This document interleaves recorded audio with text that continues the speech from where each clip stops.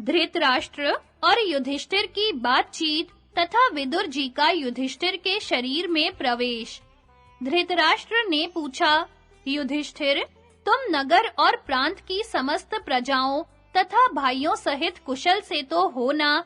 तुम्हारे आश्रय में रहकर जीवन निर्वाह करने वाले मंत्री, नौकर चाकर और गुरुजन निरोग तो है ना? क्या वे तुम्हारे राज्य में बेखटके रहते हैं? क्या तुम प्राचीन राज ऋषियों से सेवित पुरानी रीति नीति का पालन करते हो? अन्याय से तो अपना खजाना नहीं भरते। क्या तुम्हारे स्वभाव और बर्ताव से ब्राह्मण संतुष्ट रहते हैं?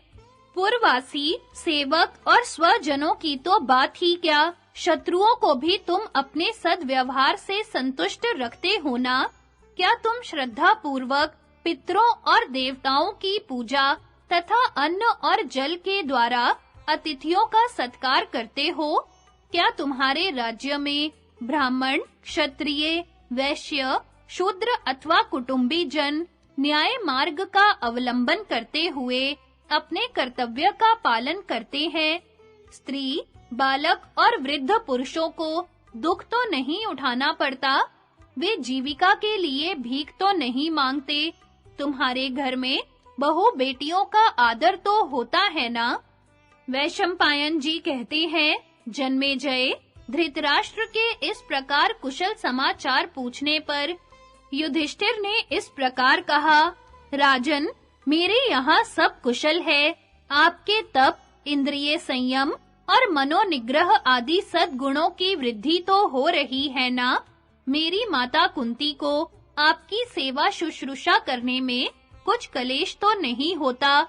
मेरी बड़ी माता गांधारी देवी, जो घोर तपस्या में संलग्न हो रही है, युद्ध में मारे गए अपने महापराक्रमी पुत्रों के लिए कभी शोक तो नहीं करती। पिताजी, ये संजय तो कुशल पूर्वक तपस्या कर रहे हैं ना? इस समय विदुर जी कहाँ हैं? वे अब तक दिखाई नहीं देते। युधिष्ठिर के इस प्रकार प्रश्न करने पर धृतराष्ट्र ने कहा, बेटा, विदुर जी कुशल पूर्वक हैं। वे बड़ी कठोर तपस्या में लगे हैं। निरंतर उपवास करने और वायु पीकर रहने के कारण अत्यंत दुर्बल हो गए हैं। इस निर्जन वन में कभी-कभी ब्राह्मणों को उनके दर्शन हो जाया करते हैं। राजा धृतराष्ट्र इस प्रकार कह ही रहे थे कि मुख में पत्थर का टुकड़ा लिए जटाधारी विदुर जी दूर से आते दिखाई पड़े। उनका नंग-धड़ंग शरीर अत्यंत दुर्बल और वन की धूल मिट्टी से भरा दिखाई देता था। वे आश्रम की ओर देखकर सहसा लौट पड़े। यह देख राजा युधिष्ठिर उनके पीछे-पीछे दौड़े। विदुर जी कभी दिखाई देते और कभी अदृश्य हो जाते। इस प्रकार वे घोर जंगल की ओर बढ़ते चले गए और युधिष्ठिर यह कहते हुए यत्न पूर्वक दौड़ते जा रहे थे कि विदुर जी, मैं आपका परम प्रिय राजा युधिष्ठिर हूँ। इस प्रकार अत्यंत निर्जन और एकांत वन में पहुंचकर बुद्धिमानों में श्रेष्ठ विदुर जी एक पेड़ के सहारे खड़े हो गए। वे इतने दुर्बल हो चुके थे कि उनके शरीर का ढांचा मात्र रह गया था। फिर भी परम बुद्धिमान युधिष्ठिर ने उन्हें पहचान लिया और मैं युधिष्ठिर हूँ, ऐसा कहते हुए वे उनके सामने जाकर खड़े हो गए। तदनंतर महात्मा विदुर जी एकाग्र चित्त होकर राजा युधिष्ठिर की ओर एकटक देखने लगे। वे अपनी दृष्टि को उनकी दृष्टि में, शरीर को शरीर में, प्राणों को प्राणों में और इंद्रियों को इंद्रियों में मिलाकर उनके साथ एकाकार हो गए। इस प्रकार अपने तेज से प्रज्वलित होते हुए विदुर जी ने धर्मराज के शरीर में प्रवेश किया। राजा युधिष्ठिर ने देखा विदुर जी की आंखें पूर्ववत स्थिर हैं और उनका शरीर भी पहले की ही भांति वृक्ष के सहारे खड़ा हुआ है, किंतु अब उसमें चेतना नहीं रह गई है। इसके विपरीत उन्होंने अपने में विशेष बल और अधिक गुणों का अनुभव किया। अब उनके मन में विदुर जी के शरीर का दाह संस्कार करने की इच्छा हुई।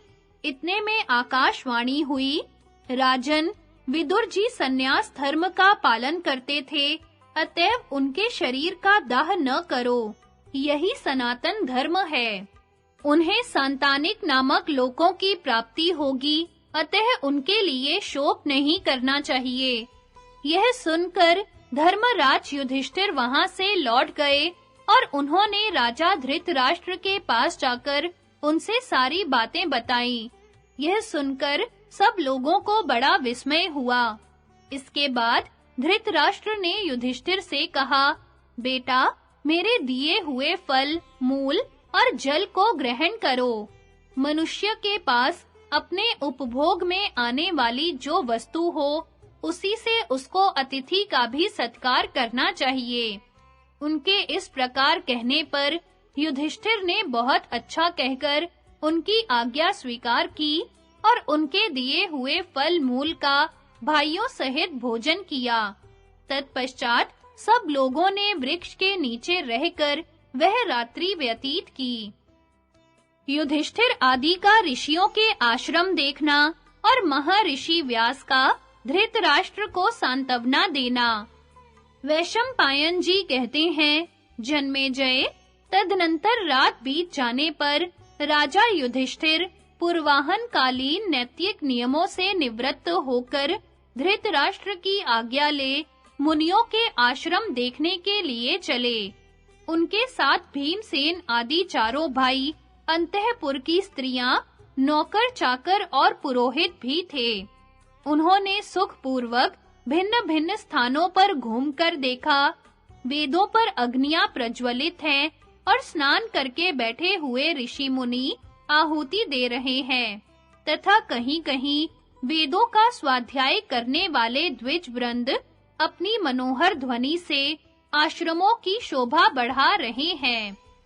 उस समय राजा युधिष्ठिर ने तपस्वियों के लिए लाए हुए सोने और तांबे के कलश, मृग चर्म, कंबल, स्नुक, स्नुवा, कमंडलू, बटलोई, थाली तथा लोहे के बनाए हुए भांति-भांति के बर्तन बांटे। जिसने जितने और जो बर्तन मांगे, उनको उतने और वे ही बर्तन दिए गए। इस प्रकार धर्मात्मा राजा युधिष्ठिर आश्रमों में घूम-घूम कर धन बांटने के पश्चात धृतराष्ट्र के आश्रम पर लौट आए। वहां आकर उन्होंने देखा, धृतराष्ट्र नित्य कर्म करके गांधारी के साथ शांत भाव से बैठे हुए हैं और उनसे थोड़ी दूर पर शिष्टाचार का पालन करने वाली माता कुंती शिष्या की भांति विनीत भाव से खड़ी है। युधिष्ठिर ने अपना नाम बताकर धृतराष्ट्र को प्रणाम किया और बैठने की आज्ञा मिलने पर वे कुशासन पर बैठ गए। भीमसेन आदि भी उन्हें प्रणाम करके उनकी आज्ञा से बैठ गए। इन सबके बैठ जाने पर महातेजस्वी भगवान व्यास ने दर्शन दिया। व्यास जी के साथ अनेकों देवऋषि थे। राजा धृतराष्ट्र तथा कुंती नंदन युधिष्ठिर और भीमसेन आदि ने उठकर उन सबको प्रणाम किया। व्यास जी ने धृतराष्ट्र को बैठने की आज्ञा दी और स्वयं एक सुंदर कुशासन पर बैठे। फिर व्यास जी की आज्ञा से अन्य सभी महर्षि भी चारों ओर कुश की चटाइयों पर बैठ गए। तदनंतर व्यास जी ने धृतराष्ट्र से पूछा, राजन, तुम्हारी तपस्या ठीक-ठीक चल रही है ना? वनवास में तुम्हारा मन तो लगता है ना? अब कभी तुम्हारे मन में अपने पुत्रों के मारे जाने का शोक तो नहीं होता? क्या तुम अपनी बुद्धि को दृढ़ करके वनवास के कठोर नियमों का पालन करते हो? मेरी बहू गांधारी बड़ी बुद्धिमती है। यह धर्म और अर्थ को समझने वाली और जन्म मरण के तत्व को जानने वाली है। इसे तो कभी शोक नहीं होता। यह अभिमान रहित होकर तुम्हारी सेवा तो करती है ना? क्या तुमने युधिष्ठिर, भीम, अर्जुन, नकुल और सहदेव को धीरज बंधाया है? इन्हें देखकर तुम्हें प्रसन्नता तो होती है ना? इनकी ओर से तुम्हारा मन साफ है ना? महाराज, किसी से भी वैर न रखना, सत्य भाषण करना और क्रोध को सर्वथा त्याग देना, ये 3 गुण सब प्राणियों के लिए श्रेष्ठ माने गए हैं। साक्षात धर्म ही मांडव्य ऋषि के शाप से विदुर के रूप में अवतीर्ण हुए थे।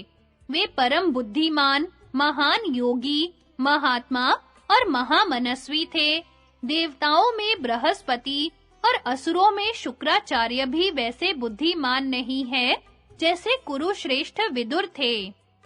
तुम्हारे भाई विदुर देवताओं के भी देवता और सनातन धर्म के साक्षात स्वरूप थे, जो सत्य, इंद्रिय संयम, मनोनिग्रह, अहिंसा और दान आदि के रूप में विश्व का कल्याण करता है। वह तेजस्वी सनातन धर्म विदुर से भिन्न नहीं है।